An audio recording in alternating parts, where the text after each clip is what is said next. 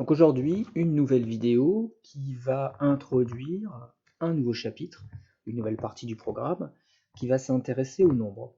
Alors c'est en fait le premier chapitre d'un grand thème lié au nombre qui va se focaliser sur deux aspects, la notion de puissance et la notion de racine carrée. Cette vidéo ici va se contenter d'introduire les puissances. Donc, puissance entière d'un nombre réel. Donc, pour parler effectivement de puissance entière d'un nombre réel, il va nous falloir un nombre réel, imaginons qu'il s'appelle A, et une puissance, ici une puissance entière, ce serait un nombre n. Un exemple concret, on pourrait par exemple avoir le nombre 3 élevé à la puissance 2. Le nombre 3 à la puissance 2, que vous connaissez autrement, sous la forme de 3 au carré.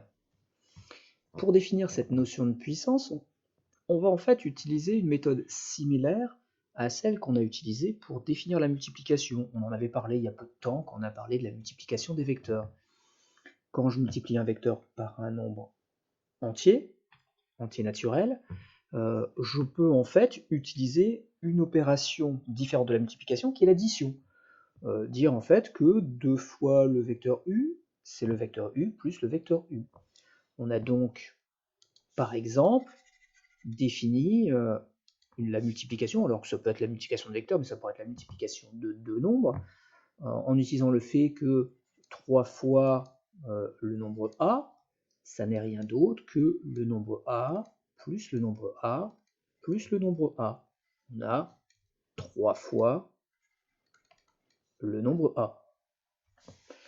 L'idée est de procéder un peu de la même manière pour la fonction puissance, puisque la fonction puissance, finalement, est à la multiplication ce qu'est la multiplication et l'addition dans le calcul qu'on vient d'effectuer. En clair, si je fais le nombre 2 au cube, ça n'est rien d'autre que le nombre 2 multiplié par le nombre 2, multiplié par le nombre 2, on a 3 fois le nombre 2. Simplement, l'opération qui est utilisée cette fois-ci, c'est la multiplication et pas l'addition. Donc cette vision des choses permet en fait de définir la puissance d'un nombre à un exposant en fait qui serait un nombre entier. Alors pas n'importe quel nombre entier parce qu'évidemment un nombre entier ça pourrait être négatif. Ici le nombre qu'on a utilisé c'est 3. 3 fois le nombre 2 c'est possible, mais évidemment si le nombre était négatif, cette définition tomberait un peu à l'eau.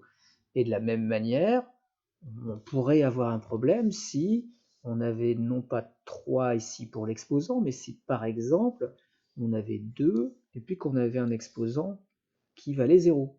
Si cet exposant vaut 0, on devrait normalement avoir 0 fois le nombre 2 qui apparaît, ce qui n'est pas réellement possible. Donc en fait, le 2 exposant 0, la puissance 0e en quelque sorte du nombre 2 devra être définie d'une autre manière. En l'occurrence, pour cette puissance, on admet que cette puissance vaudra toujours 1. Alors un détail près, 2 puissance 0, effectivement c'est bien 1. Si je calcule la puissance 0 du nombre 0, on verra effectivement qu'on est encore sur une exception. On est encore sur quelque chose de particulier.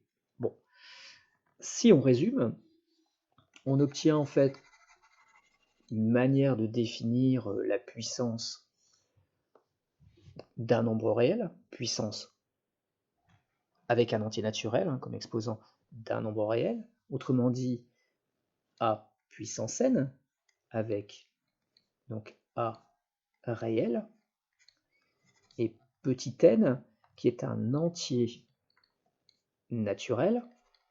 On va juste imposer le fait qu'il soit non nul pour éviter les problèmes. Donc si effectivement on est dans ce cadre-là, on pourra utiliser le fait que a puissance n n'est rien d'autre que a multiplié par a, etc. Un bon nombre de a, et le nombre de a va simplement être n. Petite particularité. Ici, on a dit effectivement que le nombre petit n devait être non nul, et donc on est obligé d'adjoindre à cette première partie une seconde partie. Si effectivement notre exposant c'est 0, autrement dit si je fais a à la puissance 0, eh bien ce sera toujours égal à 1, à condition que a soit différent de 0. Alors on remarque effectivement ici on a toutes les possibilités avec toutes les valeurs de a, à condition que n soit non nul. Ici on a la situation avec n'importe quelle deux valeurs de a sauf le 0, et ceci pour la valeur n égale 0. Si on résume, on vient de définir a puissance n pour a réel et n entier naturel, à l'exception en fait d'un cas, sauf pour a égale 0 et n égale 0. Dans le cas où a est égal à 0 et que n égale à 0, en fait, on n'a pas de définition de a puissance n, autrement dit de la puissance nème du nombre a. Il faudra soit changer complètement les choses, mais on verra en fait que la puissance zéroième, si on pourrait mettre un sens à cette expression, du nombre 0, en fait n'existe pas. De la même manière que on ne pouvait pas diviser par 0, on ne peut pas prendre l'exposant 0, on ne peut pas prendre cet exposant 0 pour le nombre 0.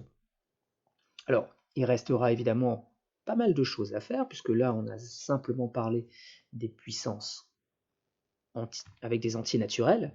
Il faudra regarder un petit peu ce qui se passe quand les nombres sont non pas des entiers naturels mais des entiers relatifs.